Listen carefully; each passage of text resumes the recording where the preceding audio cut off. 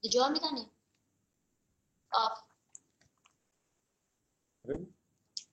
Mirëmëngjesi. Besoj dëgjohemi? Që të fillojmë? Okej.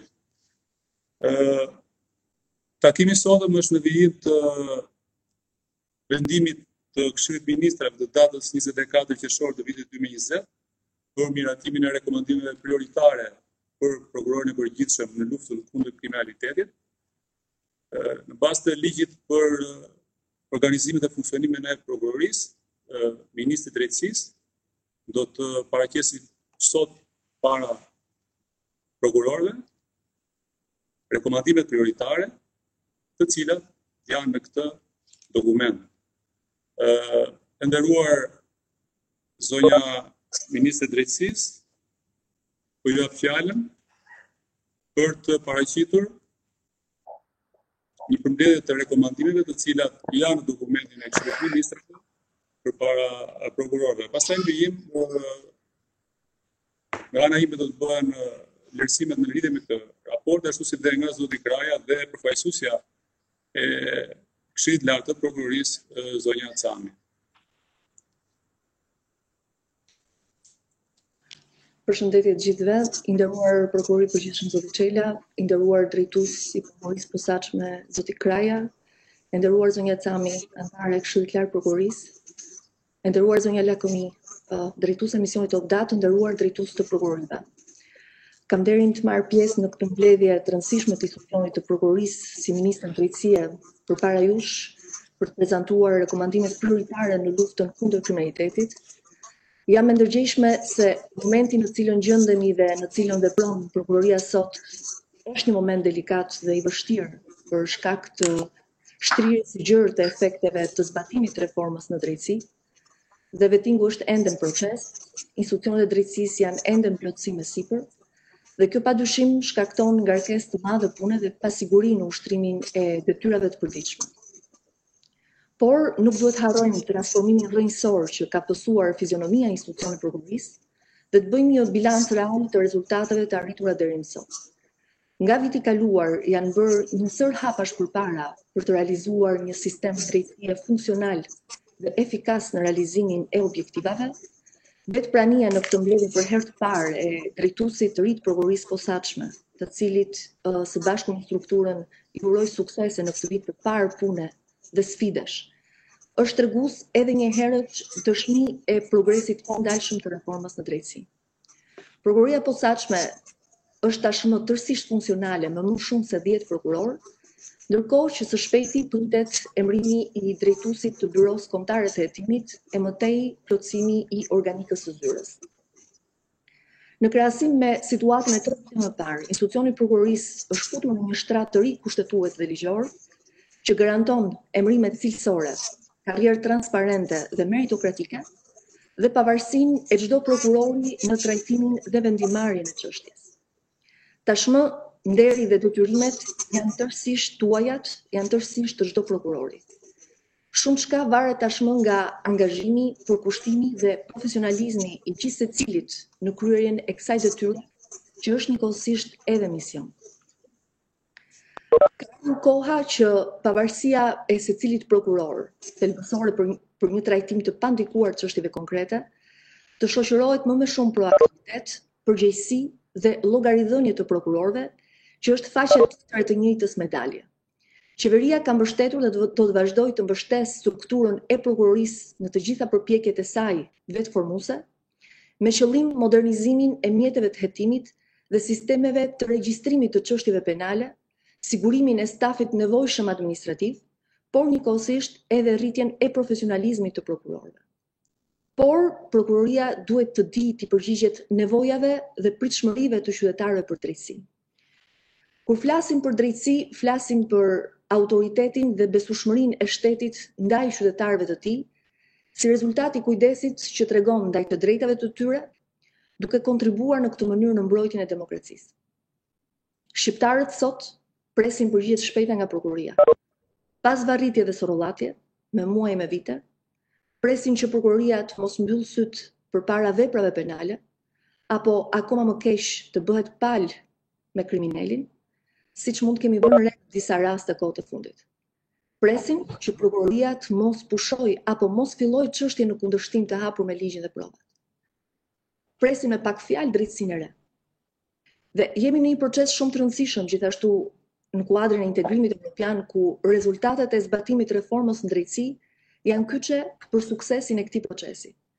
Dhe duke mbajtur parasysh rekomandimet e adresuara nga Komisioni Evropian, si dhe nevojat dhe pritshmëritë e qytetarëve në luftën për drejtësi, qeveria i ka orientuar rekomandimet e këtij viti në 5 drejtime kryesore për luftën kundër kriminalitetit. Këto rekomandime i përcillen organit të prokurorisë në ushtrim të përgjegjësisë shtetërore të Këshillit të Ministrave dhe Ministrisë së Drejtësisë për ndjekjen dhe realizimin e politikës së përgjithshme në fushën e drejtësisë dhe në respektim të parimit themelor të kontrollit dhe ekuilibrimit reciprok të pushteteve. Përmes prokurorit përgjithshëm, këto rekomandime i drejtohen të gjitha prokurorive të të gjitha shkallëve, por padyshim tashmë e strukturuar ndryshe edhe prokurorisë posaçme, e cila ka një peshë dhe përgjegjësi të madhe në luftën kundër korrupsionit dhe krimit të organizuar. Drejtimet kryesore në cilat fokusohen rekomandimet prioritare që Këshilli i Ministrave adreson për të ndjekur nga institucioni i prokurorisë në luftën kundër kriminalitetit për vitin 2020, ashtu siç thash, janë në 5 drejtime. Drejtimi i parë është garantimi i pavarësisë dhe përgjegjshmërisë së prokurorit. Krijimi i një organi të ndjekjes penale të pavarur dhe të paanshëm është një nga parimet kryesore të një sistemi drejtësie efektiv dhe një parim thelbësor i procesit penal. Pavarësia dhe paanshmëria janë jo vetëm një kërkesë bazë për ekzistencën e procesit penal, por ka një rol të rëndësishëm për gjithë sistemin e drejtësisë penale. Pasi fillimi i hetimit dhe ndjekja në tërësi e të gjithë procesit në zbatim rigoroz të legjislacionit me profesionalizëm dhe objektivitet, ndihmon në luftën kundër kriminalitetit dhe vënien përpara përgjegjësisë të autorëve të veprave penale. Ashtu siç thash, krijimi i prokurorisë posaçme përbën një gur themeli në luftën kundër korrupsionit dhe krimit të organizuar, veçanërisht korrupsionin e zyrtarëve të lartë, problematikë e cila gjithashtu përbën sfidën për progresin e Shqipërisë drejt integrimit në Bashkimin Evropian. Në këto kushte, me konstituimin dhe fillimin e funksionimit të prokurorisë posaçme, lind nevoja për konsolidimin e raportit ndërinstitucional me prokuroritë e rretheve, lidhur me identifikimin e kompetencës materiale, kalimin e kompetencës midis prokurorive, me synimin e garantimit të efektivitetit të hetimit dhe vënien përpara përgjegjësisë së autorëve të tyre. Reforma në sistemin e drejtësisë garanton pavarësinë e prokurorit gjatë ushtrimit të detyrës. Megjithatë, kjo reformë të centralizimit të sistemit të prokurorisë dhe forcimit të pavarësisë së prokurorit ka parashikuar dhe krijimin e mekanizmave të kontrollit disiplinor. Për këtë arsye, në këtë drejtim të parë, qeveria ka rekomanduar të merren masat për respektimin e standardeve etike dhe profesionale në zbatim të kuadrit ligjor për përgjegjësinë disiplinore, në funksion të forcimit të integritetit, eficiencës dhe përgjegjshmërisë krahas pavarësisë së prokurorit. Ka rekomanduar gjithashtu forcimin e rolit aktiv të prokurorit në hetimin paraprak në funksion të shtimit të rasteve të hetimit të filluara kryesisht. Rekomandon në rritjen e në drejtimin e policisë gjyqësore me qëllim rritjen e efektivitetit dhe llogaridhënies të strukturave të policisë gjyqësore, marrjen e masave për garantimin e paanshmërisë dhe shmangjen e çdo lloji influence ose ndikimi ndaj prokurorit, ashtu si dhe forcimin e mekanizmave të kontrollit dhe llogaridhënies së prokurorëve. Por një rol të rëndësishëm luan padyshim edhe ngritja e kapaciteteve dhe trajnimeve për specializimin e prokurorëve. Prandaj në këtë drejtim të parë është rekomanduar nga qeveria edhe ky rekomandim. Drejtimi i dytë është lufta kundër korrupsionit. Tashmë dihet që lufta kundër korrupsionit mbetet një nga sfidat kryesore edhe për vitin 2020 për garantimin e pavarësisë së institucioneve dhe organeve publike, zhvillimin ekonomik dhe zhvillimin shoqëror të Shqipërisë. Finalizimi i integrimit të Shqipërisë në Bashkimin Evropian mund të arrihet vetëm duke vendosur një standard të lartë në luftën kundër korrupsionit, dhe jo vetëm si Ministre Drejtësisë, por edhe në cilësinë e koordinatorit kombëtar antikorrupsion, si një përgjegjësi në nivel kombëtar për luftën kundër korrupsionit, një sër rekomandimesh drejtuar organit prokurorisë lidhen me masat që duhet merren në hetimin e veprave penale të korrupsionit.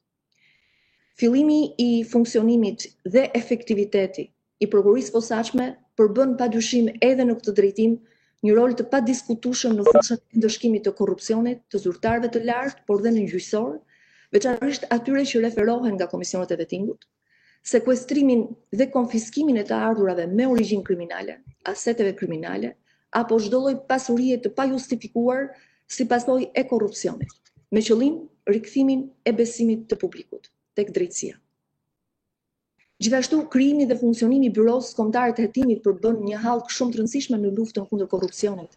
si një njësi e posaçme dhe e specializuar për hetimin e veprave penale në këtë fushë. Dhe nisur dhe nga problematikat e vitit të kaluar ku Ministria e Drejtësisë fale dhe raportimit nga prokurori i përgjithshëm, por dhe adresimit të një sër rekomandimeve të partnerëve ndërkombëtar, të institucioneve ndërkombëtare, ka rekomanduar për vitin 2020 disa nën rekomandime për sa i përket luftës kundër korrupsionit. E para ka të bëjë me rritjen e numrit dhe cilësisë së hetimeve për veprat penale në fushën e korrupsionit sipas kompetencës lëndore. E theksoi padyshim për shkak të këtij strukturimi të ri të institucionit të prokurisë. Shtimin e numrit të hetimeve proaktive dhe numrit të rasteve të përdorimit të metodave speciale të hetimit për këto vepra penale, shtimin e numrit të hetimeve për veprat penale në fushën e korrupsionit të zyrtarëve të lartë nga prokuria e posaçme, në bashkëpunim me agjencitë e tjera ligjzbatuese, lidhur me asetet e sekuestruara dhe konfiskuara, rezulton se raporti i kërkesave për sekuestrim apo konfiskim vijon të mos jetë në nivelet e kërkuara në raport me numrin e procedimeve penale të regjistruara për veprat penale të korrupsionit, megjithatë vlen të përmendet se gjatë vitit 2019 ka patur raste të hetimit dhe dënimit të zyrtarëve të lartë, por pavarësisht saj është rekomanduar për vitin 2020 shtimi i numrit të hetimeve sistematike pasurore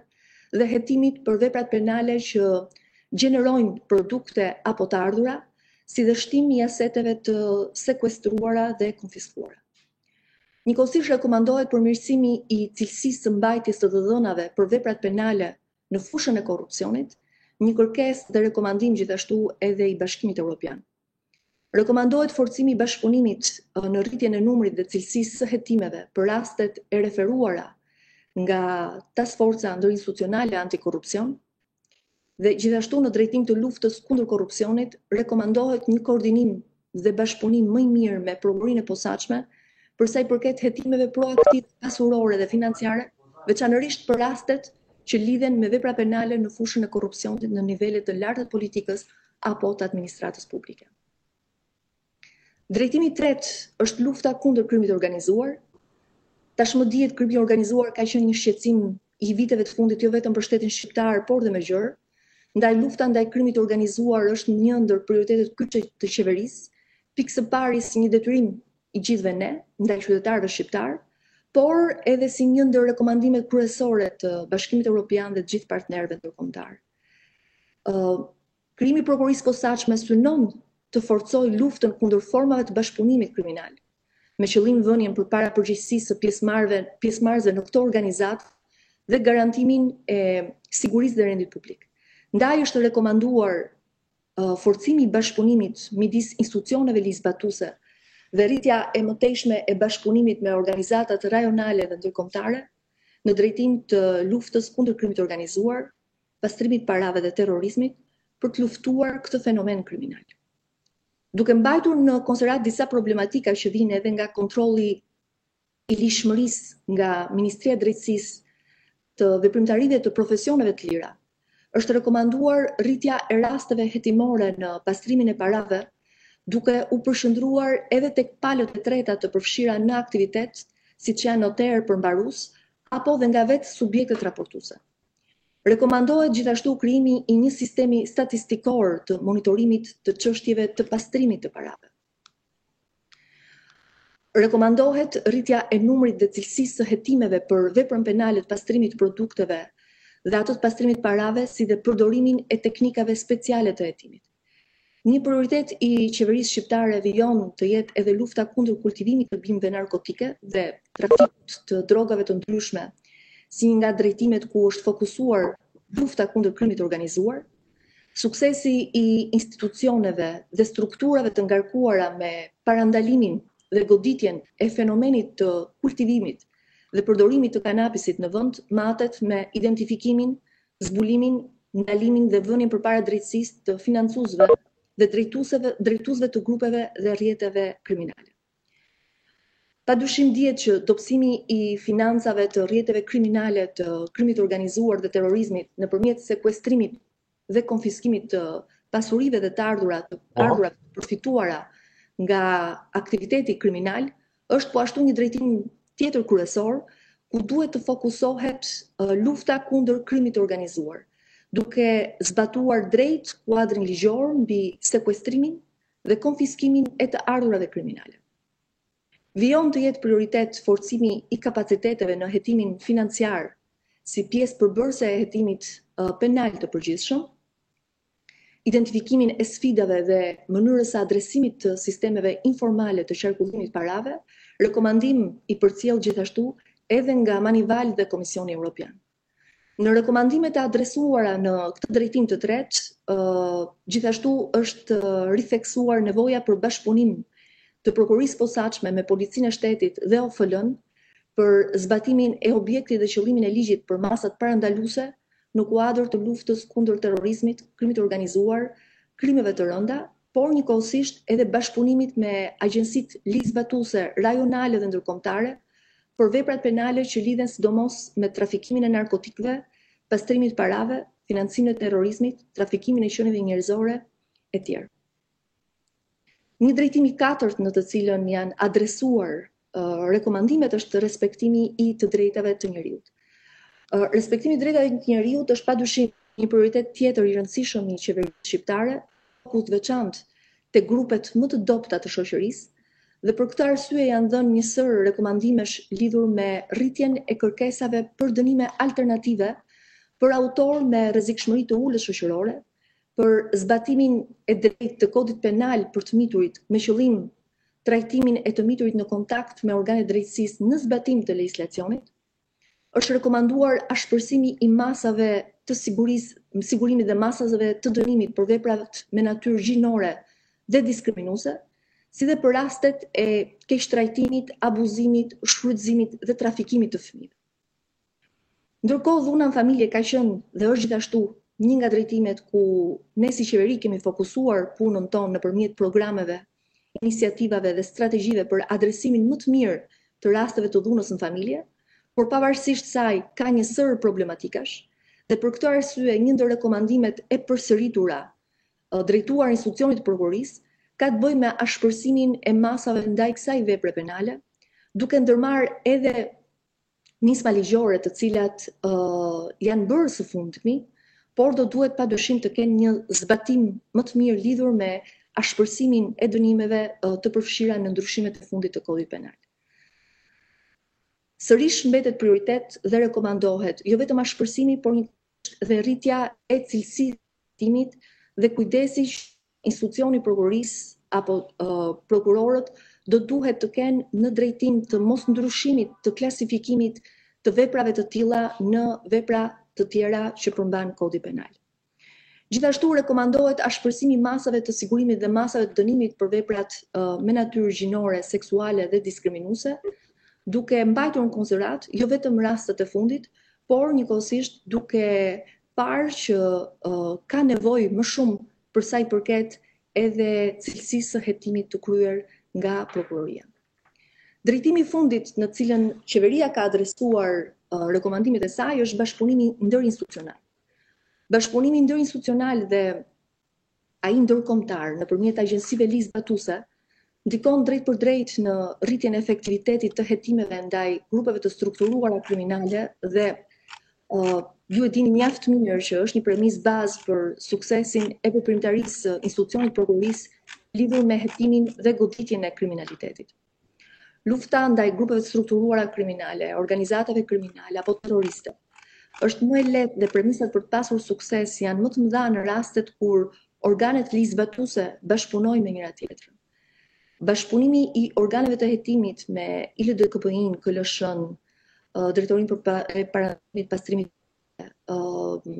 kadastrin apo dhe subjekte private të tillë, bankat, firmat e ndërtimit, agjensitë e pasurive të paluajtshme, është një parakusht për suksesin e luftës kundër kriminalitetit, sepse padyshim janë burimet kryesore të hetimit të institucionit prokurorisë në këto vepra penale. Shumë i rëndësishëm është dhe bashkëpunimi ndërkombëtar me agjencitë analoge, sidomos për veprat penale me natyrë ndërkombëtare si terrorizmi, krimi organizuar, krimi ndërkufitar, parandalimi i krimeve kompjuterike, të përdorura për pastrimin e të ardhurave nga aktivitetet kriminale në përgjithësi, por dhe ato për financimin e terrorizmit, si dhe bashkëpunimet e posaçme për personat që i fshihen drejtësisë. Dhe gjithashtu grupet hetimore të përbashkëta është rekomanduar të rriten, duke mbajtur në konsiderat edhe rezultatet e suksesshme që kanë sjellë këto grupe të përbashkëta hetimore në bashkëpunim padyshim edhe me institucione ndërkombëtare, ashtu siç është edhe ku ne së fundmi kemi aderuar për përcaktimin edhe emërimin e prokurorit shqiptar që do të përfaqësojë shtetin shqiptar në Hag. Qeveria shqiptare do të vijojë të jap gjithë mbështetjen e nevojshme si në drejtim të kuadrit ligjor dhe atij infrastrukturor, por njëkohësisht kërkon angazhimin maksimal të gjithë institucioneve ligjzbatuese në marrjen e masave për luftën kundër korrupsionit, goditjen e krimit të organizuar në të gjitha format e tij, intensifikimin e luftës kundër terrorizmit dhe krimit ndërkombëtar, gjithmonë në respekt të lirive, të drejtave të individit, barazinë e shtetasve përpara ligjit, por njëkohësisht edhe për plotësimin e angazhimeve tona në planin ndërkombëtar. Mbas u zgjata pak shumë, por do doja që t'ju adresoja drejt për drejt, ashtu siç në fakt është zakoni, ku njërë në vit Ministri i Drejtësisë prezanton rekomandimet tek të gjithë drejtuesit e prokurorive, padyshim dhe përpara prokurorit përgjithshëm, por për shkak të situatës na u desh të ndryshonin formatin dhe të jemi në formatin online, por gjithsesi në fund të këtij takimi më lejoni të falenderoj edhe një herë prokurorin e përgjithshëm për organizimin e këtij takimi dhe inkurajoj secilin drejtues në kapërcimin e të gjitha sfidave që kemi përpara bashkarisht, duke ju garantuar mbështetjen maksimale lidhur me arritjen e rezultateve pozitive në luftën kundër kriminalitetit, si një obligim i të gjithëve ne, i të gjithë aktorëve për të arritur këto prioritete për qytetarët. Faleminderit. Faleminderit zonja ministre. Falenderoj për parashtrimet që i dhe sapo bët përpara prokurorëve në lidhje me rekomandimet prioritare të qeverisë për luftën ndaj kriminalitetit për vitin 2020. Në lidhje me këto rekomandime, unë do doja të bëja disa parashtrime përgjithshme në raport me këto. Nderuar ministre, nderuar zoti Kraja, zonja Cami, nderuar ftuar, nderuar kolegë dhe kolege prokuror, momenti i paraqitjes rekomandimeve nga Këshilli i Ministrave është thelbësor për ndërveprimin institucional mes ekzekutivit dhe prokurorisë si organi i pavarur. Pavarësia funksionale e prokurorëve, si dhe e prokurorisë si institucion në raport me pushtetet e tjera, nuk janë qëllim në vetvete. Pavarësia është mjeti që duhet garantojë funksionimin eficient të institucionit. Për këtë qëllim, institucioni ka nevojë për një panoramë të qartë të realitetit, si dhe për një vizion, cilat nuk mund të ketë të plota në asnjë rast pa integrimin e një sër kontributesh dhe qasjesh institucionale të cilat e ndihmojnë në veprimtarinë e tij. Nisur nga ky këndvështrim, këto rekomandime marrin një rol të veçantë pasi shërbejnë për një vlerësim të përdorimit të burimeve njerëzore, teknike e financiare në drejtim të mirëpërcaktimit të prioriteteve që kërkojnë lufta ndaj krimit, ndërkohë që duhet të integrohen sistematikisht në punën e çdo prokurori përmes angazhimit profesional dhe qëndrimeve ligjore në çdo çështje që jeton apo përfaqëson në gjykim. Angazhimi jon institucional në respektimin e këtyre rekomandimeve nuk mund të shihet si shkëputur nga konteksti i të cilën funksionon sistemi i prokurorisë Më duhet të parashtroj sot para jush disa fakte të rëndësishme, të cilat nuk mund të lihen jashtë vëmendjes, për sa kohë ato janë përcaktuese në drejtim të koordinimit dhe bashkëveprimit institucional në luftën ndaj krimit. Duhet pranuar se kuadri i ri kushtetues dhe ligjor në të cilin vepron prokuroria e bën jo pak të vështirë koordinimin mes atyre që vlerësohen si prioritete nga qeveria dhe mundësive reale që ato të shndërrohen në veprime konkrete nga ana e prokurorëve. Nuk do të ishim objektiv nëse do të mendonim se udhëzimet e natyrës përgjithshme do të realizojnë të gjitha pritshmëritë e ekzekutivit në raport me atë çfarë mund dhe duhet të bëjnë prokurorët në përgjithshmërinë e tyre. Udhëzimet e kësaj natyre synojnë të strukturojnë marrëdhënie ndërinstitucionale apo çështje të brendshme organizative, por nuk mundet kurrësi të imponojnë vullnete i zgjidhjen e çështjeve konkrete, pasi do të cënojnë pavarësinë e prokurorëve. Ndërkohë, Kodi i ri i procedurës penale ka ndryshuar raportet tradicionale të hetimit, duke i dhënë gjyqtarit të seancës paraprake kompetenca jo vetëm në vendimarrjen në fund të hetimit paraprak, por edhe mbi ecurinë e hetimit, pikërisht atë rol që prokuroria e ka pasur deri më sot në mënyrë ekskluzive në raport me policinë kyçore, funksionin e kontrollit dhe drejtimit të hetimit në fazën fundimtare të hetimit. Ky ndryshim i rëndësishëm që erdhi pas decentralizimit të prokurorisë, në fakt ka krijuar një dualitet mes prokurorit dhe gjyqtarit në hetim. Gjyqtari, përveç kontrollit të ligjshmërisë në fazën e hetimit, i ushtruar përgjithsisht në mënyrë pasive, tashmë ka marrë rolin e kontrollit mbi organen e prokurorisë gjatë kësaj faze. Madje edhe drejton hetimet dhe vendos afate për kryerjen e tyre. Ndërkohë që nuk ka asnjë përgjegjësi institucionale për efikasitetin e veprimtarisë së tij në fazën hetimore dhe as bën vlerësime të natyrës organizative mbi kapacitetet njerëzore apo teknike të nevojshme për kryerjen e një hetimi. Prokurori i pavarur dhe gjyqtari i seancës paraprake në veprimtarinë e tyre nuk e kanë mundësinë të veprojnë si strukturë mirë definuar vendimarrëse, me kapacitete që i lejojnë asimilimin e prioriteteve, përcaktimin e objektiveve të qartë në funksionin e tyre dhe shfrytëzimin e kapaciteteve në përputhje me to. Për më tepër, decentralizimi për vetë natyrën e tij përçon impulse centrifugale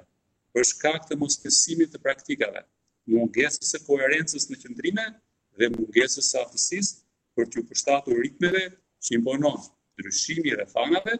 apo edhe mungesa e një përgjegjësie të mirë përcaktuar në raport me ndërveprimin institucional. Mbetet një sfidë përballja me këto probleme jetike, me qëllim gjetjen e instrumentave të duhur për arritjen e kohezionit ndërinstitucional, përmes përcimit dhe konkretizimit të prioriteteve dhe rekomandimeve, pikërisht atje ku prodhohet rezultati konkret i hetimit dhe gjykimit. Për këtë arsye vlerësoj se ka ardhur koha që të rikonceptohet modeli i bashkëveprimit ndërinstitucional me qëllim identifikimin e prioriteteve dhe rekomandimeve që marrin në konsiderat kuadrin kushtetues dhe ligjor, duke mos përjashtuar mundësinë e identifikimit të paqartësive apo mangësive ligjore në këtë drejtim. Nuk mund të lë pa përmendur këtu edhe faktin se tashmë brenda sistemit prokurorisë veprojnë të parabarura nga njëra tjetra dy tekzime të institucionit. Prokurorit i jurisdiksionit të përgjithshëm, që ka si organ më të lartë prokurorinë e përgjithshme dhe prokuroria e posaçme. Ndonse në ligjin numër 97 vitit 2016 për organizimin dhe funksionimin e prokurorisë në Republikën e Shqipërisë, parashikohet se rekomandimet e Këshillit të Ministrave i drejtohen prokurorit të përgjithshëm, nuk ka asnjë instrument ligjor me të cilin ky i fundit t'ia përcjellë ato prokurorisë së posaçme. Ekzekutivi duhet të gjejë mekanizmat e duhur për të rregulluar këtë anomali, pasi struktura kompetente për luftën ndaj krimit të organizuar dhe korrupsionit është prokuroria e posaçme, e drejtuesi së cilës raporton në kuvend sipas parashikimeve të nënit 104 të ligjit numër 97 vitit 2016. Për të rikthyer rekomandimeve, koha në të cilën ato mbërriten në prokurori, mendoj se bën të vështirë përpunimin dhe marrjen e masave për ndjekjen e tyre. Është shumë e rëndësishme që ky proces të kryhet në nisje të çdo viti, për t'i mundësuar prokurorisë hartimin e planeve dhe strategjive për vlerësimin dhe përçimin e tyre në mënyrë efikase. Unë vlerësoj si një pjesë e rekomandimeve për fat mirë, përkojnë edhe me disa nga dhe nismat e ndërmarrura tashmë nga Prokuroria e Përgjithshme. Ne kemi hedhur disa hapa të rëndësishëm në drejtim të bashkëpunimit ndërinstitucional në lidhje me luftën ndaj krimit financiar dhe pastrimit të produkteve të veprës penale. Ndërsa jemi në fazën e nënshkrimit të një memorandumi bashkëpunimi me disa institucione,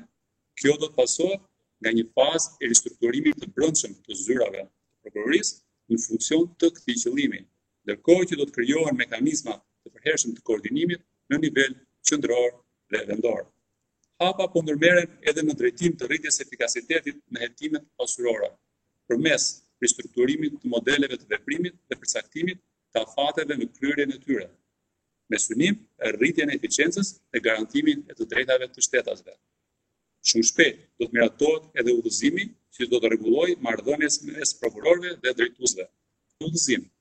do të krijojë një sistem të kontrollit reciprok dhe ekuilibrit përmes zyrave, do të rrisë transparencën, do garantojë pavarësinë dhe do të rrisë përgjegjësinë e drejtuesve edhe të prokurorëve. Prokuroria e Përgjithshme do të analizojë me vëmendje të veçantë të gjitha rekomandimet prioritare dhe do të ndërmarrë të gjitha hapat e nevojshme për marrjen e masave që do të vlerësohen të përshtatshme në një kohë sa më të shkurtër. Rekomandimet duhet të vlerësohen me seriozitet maksimal edhe nga të gjithë drejtuesit dhe prokurorët, të cilët duhet t'i mbajnë në konsiderat në organizimin e punës dhe në aktivitetin hetimor. Drejtuesit duhet t'i ndjekin në vazhdimsi rekomandimet dhe të identifikojnë me kujdes edhe treguesit të cilët do të shërbejnë për vlerësimin e realizimit të tyre në prokuroritë e jurisdiksionit të përgjithshëm. Duke ju falënderuar për bashkëpunimin, unë shpreh bindje se mbështetja e Këshillit të Ministrave do të jetë e plotë dhe vazhdueshme në veprimtarinë e prokurorisë përgjatë këtij viti, ashtu si në të njëjtën kohë, sistemi i prokurorisë do të ushtrojë me përgjegjësi funksionet e veta kushtetuese, duke ndjekur me profesionalizëm prioritetet që ka vendi luftën ndaj kriminalitetit. Do doja tani t'ja jepja fjalën drejtuesit të prokurorisë së posaçme, zotit Kraja, për të dhënë dhe ai disa konsiderata në lidhje me rekomandimet prioritare të Këshillit të Ministrave për vitin 2020. Faleminderit zoti prokuror i përgjithshëm. Nderuar zonja ministre, nderuar zoti prokuror i përgjithshëm, nderuar zonja Cami, Këshillit të Lartë Prokurorisë, të nderuar kolegë, drejtues prokurorive të rrethave gjyqësore. Në emër të prokurorisë së posaçme, më lejoni të ju përshëndes të gjithë dhe të vlerësoj si shumë të rëndësishëm këtë moment të paraqitjes së rekomandimeve të Këshillit të Ministrave në lidhje me prioritetet në luftën kundër kriminalitetit në vendin tonë. Duke vlerësuar rekomandimet që u paraqiten këtu nga Ministri i Drejtësisë, pra në emër të qeverisë, konstatoj që pjesa më e madhe e tyre janë objekti i punës së prokurorisë së posaçme, pothuajse gjitha. Kështu që në këtë aspekt dhe përgjegjësia jonë është edhe më e madhe për t'u përgjigjur me punë konkrete. Ndaj të njëjtin mendim me ato çfarë deklaroi prokurori i përgjithshëm deri tani në raport me mënyrën e organizimit të sistemit, në raport me mënyrën e funksionimit të prokurorëve apo të gjyqtarit në procesin penal. Megjithatë, pa zgjat më shumë këtë debat, do të fokusohem tek fakti që Prokuroria e Posaçme ka rreth 6 muaj që ka filluar aktivitetin, por që në fillimet e saj prioritetet kanë qenë ato që qeveria po prezanton sot. Pra, lufta kundër korrupsionit, krimit të organizuar, pastrimit produkteve të veprës penale, financimit të terrorizmit në nivel të organizuar, bashkëpunimi ndërkombëtar, hetimi pasuror, sekuestrimi dhe konfiskimi i pasurive që rrjedhin nga krimi. Kjo për vetë faktin sepse kompetencat e prokurorisë posaçme janë të përshëndruar në këtë fushë.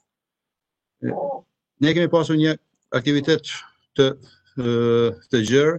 në këtë periudhë me shumë ngarkesë, duke nisur në raport me numrin e punojësve që ne kemi në dispozicion. Unë mjafton t'ju them që për këtë 6 mujor në fjalë kemi pasur rreth 428 procedime penale në hetim, nga të cilat 202 janë trashëguar nga Prokuroria për krime të rënda dhe pjesën tjetër janë të filluar nga ana jonë. Po kështu kanë ardhur nga prokuroritë rrethave gjyqësore rreth 172 procedime, nga të cilat 104 i kemi pranuar, 68 i kemi ridërguar, pjesa tjetër janë duke u rishqyrtuar. Në procedimet penale që kemi pasur dhe zgjidhje të raste pa diskutim, dhe për 21 raste kemi dërguar për gjykim procedime penale që kanë të bëjnë me 109 të pandehur. Nga këto janë 8 kërkesa për gjykim me 86 të pandehur për vepra në fushën e krimit organizuar për grupet e strukturuara kriminale dhe 13 kërkesa për gjykim me 23 të pandehur në veprat e penale të korrupsionit. Pra është një aktivitet tepër i larmishëm dhe shumë i mbingarkuar për këtë periudhë të shkurtër kohë që ne po funksionojmë. Gjithashtu prioritet kemi pasur në kuadrin e luftës kundër krimit organizuar, duhet ta themi edhe këtë, dhe luftën kundër grupeve të strukturuara kriminale që merren me trafikim të qenieve njerëzore. Për trafikim të qenieve njerëzore kemi përfunduar dhe janë deklaruar fajtor në vendim të formës për 12 pandehur, pra një grup i strukturuar kriminal. Kemi në gjykim 2 procedime penale me 52 të pandehur, të cilat janë në fazën përfundimtare të gjykimit, dhe ndërkohë kemi përsëri në hetim një procedim tjetër me rreth 24 pandehur, të gjitha arrestuar, të cilët janë në fazën e hetimit. Pra është tregues efektiviteti, tregues pune dhe tregues i ngarkesës. Në raport me prioritetet duhet theksoj edhe faktin që ne kemi vënë një rëndësi shumë të madhe luftës kundër pasimit të produkteve të veprës penale. Është një nga prioritetet, pa diskutim, nisur dhe nga fakti shqetësues i vendosjes së Shqipërisë në listën gri, në monitorim nga Manivali. Kemi vlerësuar dhe kemi bërë marrëveshje bashkëpunimi qoftë me prokurorinë e përgjithshme dhe ka rregulluar shumë mirë të dhënat, por edhe me detyrinë e përgjithshme për ndalimit pasimit parave. Është futur si politik në institucion që në rastet kur hetohet krim organizuar, patjetër të ngrihet akuzë dhe për pastrim të produkteve të veprës penale dhe të synohet menjëherë të bëhet hetim financiar dhe bllokimi i aseteve. Rasti i fundit që u bë publik dje është pikërisht një situatë e tillë, ku përveç se akuzave konkrete për pjesëmarrje në organizatë dhe grup strukturuar kriminal, ku janë ngritur akuza për pastrim produktesh dhe njëkohësisht janë sekuestruar në proces penal pasuri të shumta. Po kështu edhe në kuadrin e hetimit të rasteve të pasurore, hetime pasurore që lidhen me ata që quhen operacioni Forca e Ligjit, pavarësisht problematikave që ka pasur dhe kohës shkutur që është në dispozicion ky akt ligjor, dhe themi që jemi futur në fazën e kërkesave për konfiskim. Vetëm gjatë muajit qershor, pra janë paraqitur 25 kërkesa për konfiskim nga ana jonë në gjykat për 37 pasuri, nga të cilat 8 pasuri janë pa lujshme dhe pjesa tjetër janë pasuri të lujshme, pra automjete. Pra siç e shikoni, treguesit e punës janë shumë themi pozitiv. Pritshmëritë mund të jenë shumë të mëdha pa diskutim, por duhet jemi realistë sepse vendimarrja duhet jetë e bazuar në prova dhe jo e parakoshme apo e gabuar. Në sense jemi këtu dhe duhet të kaloj disa problematika që duhet i trajtoj me zonjën e ministrës për t'ia prezantuar qeverisë, por më radh para garantoj në zbatimin e këtyre rekomandimeve dhe do organizoj punën në të gjitha drejtimet për të qenë sa më efektive në rezultatet e saj. I themi problematikave. Zonja ministër, ne duke filluar nga fillimi i muajit mars, pra para se të fillonte pandemia, kemi liruar gjitha zyrat dhe jemi në disa zyra provizore ku ushtrojmë funksionet tona. Kjo për arsye sepse nga ana e ekzekutivit kuptojmë për të mirë për të përmirësuar kushtet e punës, ka filluar rekonstruksioni i gjithë objektit. Por akoma sot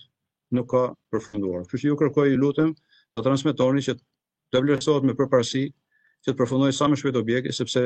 për të punuar duhen edhe kushte. Sot jemi hetuesit janë nga 10-15 vjet në një ambient përbashkët, pa përfshirë edhe riskun e situatës shëndetësore, kështu që duhet të përshpejtohen ritmet pa diskutim, që të paktën deri në fund të gushtit të përfundojë gjithë procedura me gjithë pjesën e mobilimit të zyrave. Është marrë përsipër nga qeveria, ne nuk kemi të përfshirë fare, thjesht jemi përfituesit e kësaj situate. Momenti i dytë që duhet të trajtoj është problemi i pagave. Gjithë strukturat e posaçme, përfshirë prokuror, gjyqtar dhe stafi administrativ, nuk e merr pagën e plotë siç e parashikon ligji. Nuk them për as për shtesë, as për gjë, por pagën e plotë. Një nga elementet e pagës është pagesa për vështirësi pune i përcaktuar në ligj për të gjithë këto punonjës. por që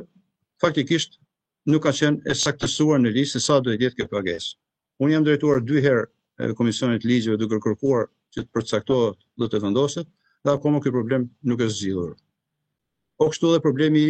përfshirë dhe Byroin e Hetimit, përfshirë dhe drejtorin e Byros së Hetimit, i cili nuk e di, po është harruar pa ju përcaktuar se sa do ketë pagën.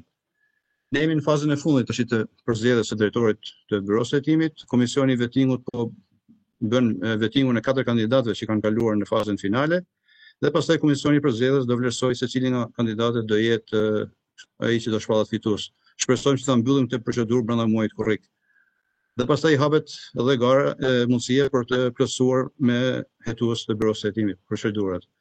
Në këtë aspekte do të vlerësoja shumë, sepse pavarësia dhe efektiviteti duhen edhe kushte për të realizuar.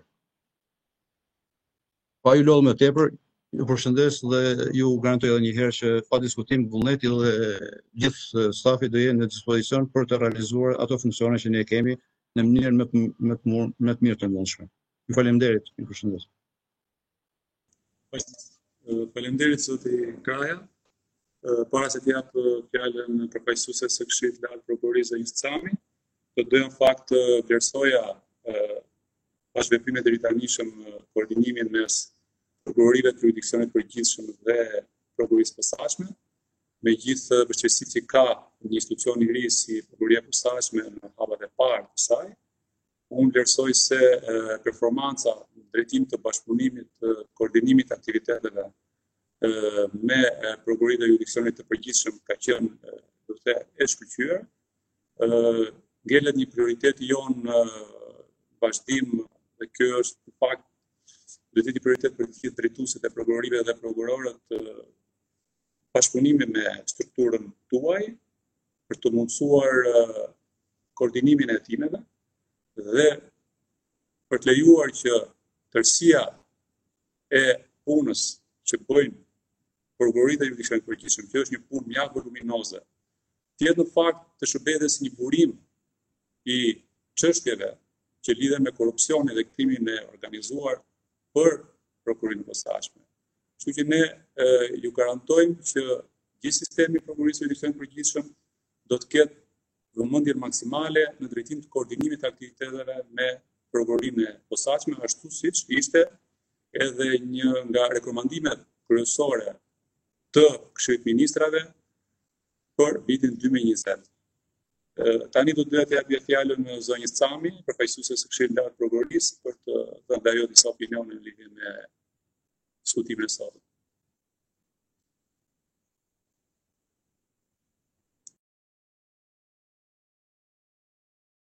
Nderit zoti prokurori i përgjithshëm.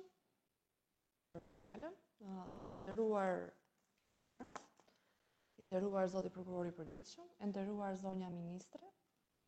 të nderuar drejtues të prokurorive, ju nderoj për ftesën, pasur konsiderat faktin që Këshilli i Lartë i Prokurorisë rastin konkret nuk ka ndikim të drejt për drejt, por vetëm rrethanor, për shkak të kompetencave që ushtron. Por sigurisht që strategjia dhe vendimarrjet e Këshillit ndikojnë në mënyrë indirekte në punën dhe veprimtarinë e prokurorëve. Kështu, vitin e kaluar, Këshilli i Lartë i Prokurorisë u angazhua në një proces për krijimin e SPAK-ut, institucion i ri i cili të gjithë mendojmë dhe do të jap një zhvillim të ri cilësor dhe luftës kundër korrupsionit dhe krimit të organizuar, që sigurisht me krijimin e BKH-s, Byros Kombëtare të Hetimit, do të ketë mbështetjen e duhur për ushtrimin e funksioneve të saj si prokurori. Por në rekomandime prioritare kuptohet që preken edhe prokuroritë e rrethave, të cilat gjithë jemi koshient që po ushtrojnë veprimtarinë në kushte jo normale, pasi thuajse çdo zyrë e prokurorive të rrethave ka mungesë në organikën, domethënë ka një organik jo të plotë, e cila normalisht ndikon në cilësinë dhe në shpejtësinë e hetimit, pasi mbi ngarkesa e prokurorëve e sjell këtë gjë. Është detyrë e Këshillit të Lartë Prokurorisë të marrë masa për rekrutimin, emërimin dhe caktimin e prokurorëve, por në kushtet ku jemi në fazën që të paktën për 2 vite rresht shkolla e magjistraturës nuk do ketë diplomim magjistratësh. Këtë vit do kemi vetëm 2 magjistratë që diplomohen, ndërkohë vitin pasardhës nuk do kemi magjistrat. Ndërkohë që gjithë jemi koshient që numri prokurorëve po shkon në ulje për shkak të procesit të vetingut, dhe kemi një boshllëk i cili nuk mund plotësohet nëpërmjet shkollës magjistraturës, i cili është i vetmi institucion që diplomon magjistrat prokuror. Dhe duke qenë se jemi bashkë me shtetin ekzekutiv pranishëm, duhet mendohet një mekanizëm se si mund të ndihmohet prokurorët në punën e tyre të përditshme.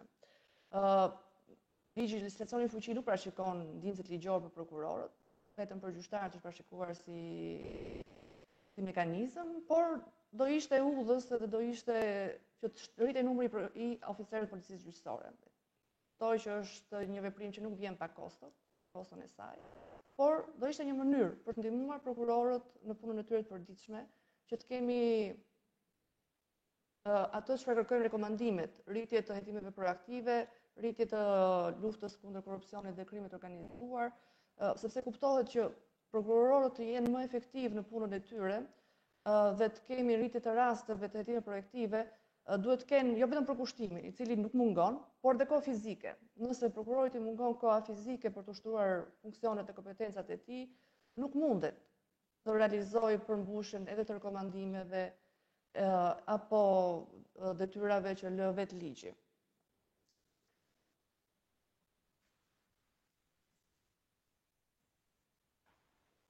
Këto ishin ato çfarë kisha unë si anëtare e Këshillit të Lartë Prokurorisë.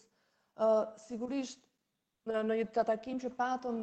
me shkollën e magjistraturës pikërisht për këtë arsye, për të përshpejtuar procedurat për verifikimin e kandidatëve për magjistrat, me qëllim që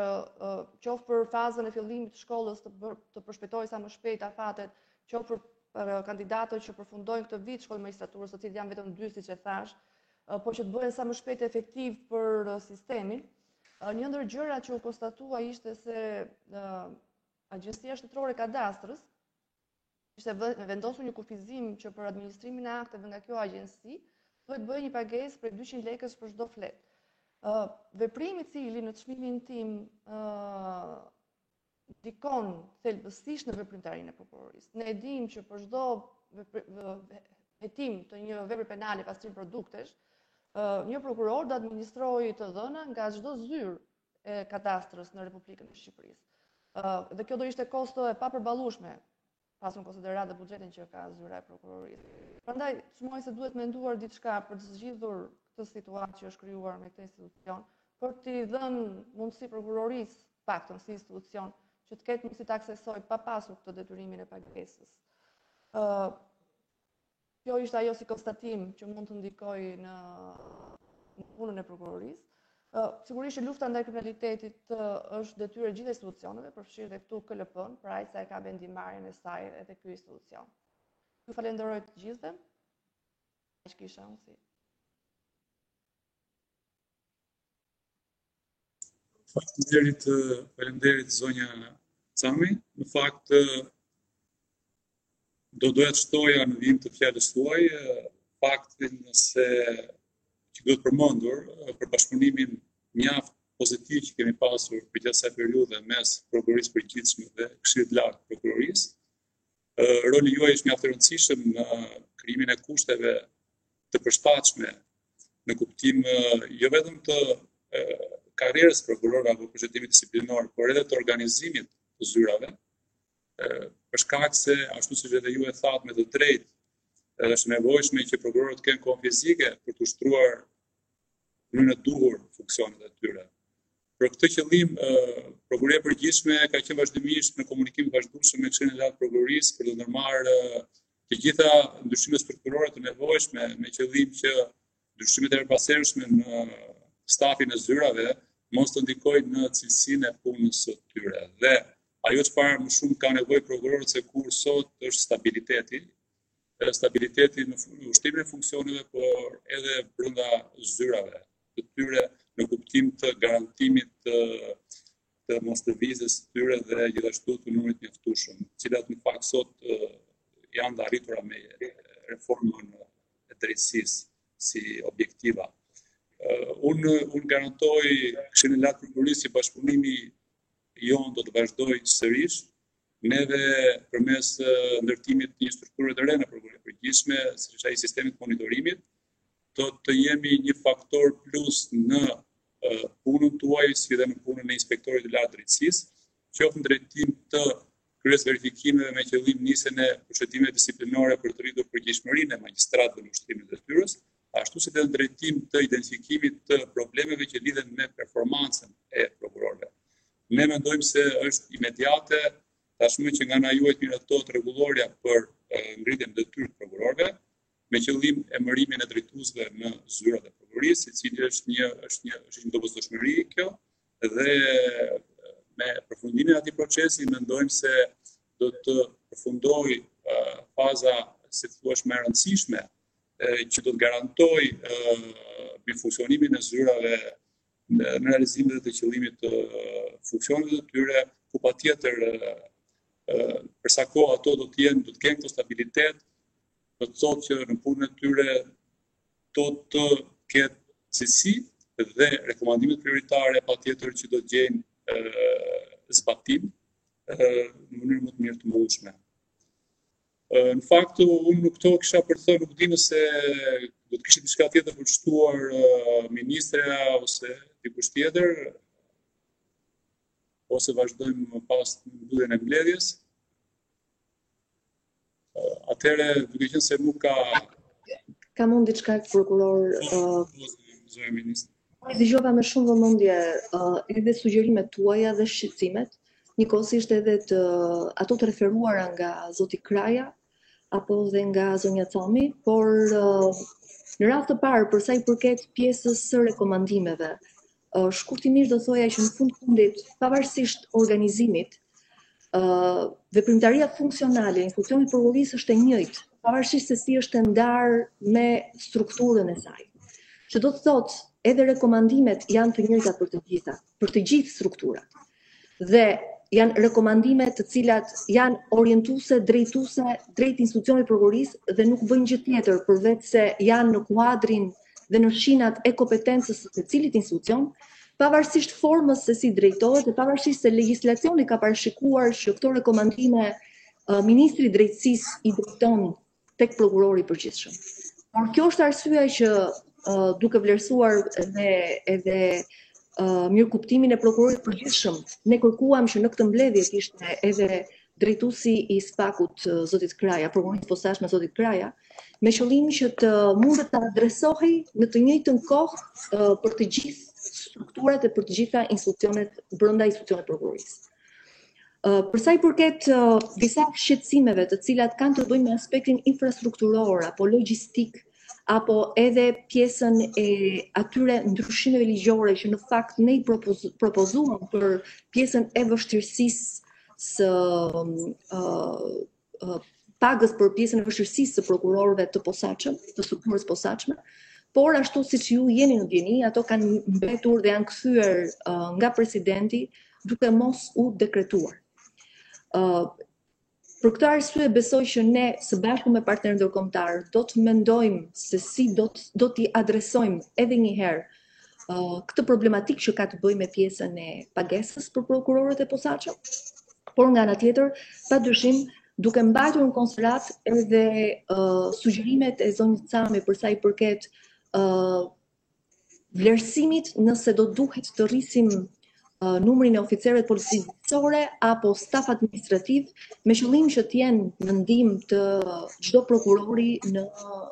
hetimin dhe gjithë ndjekjen e çështjeve penale. Për sa i përket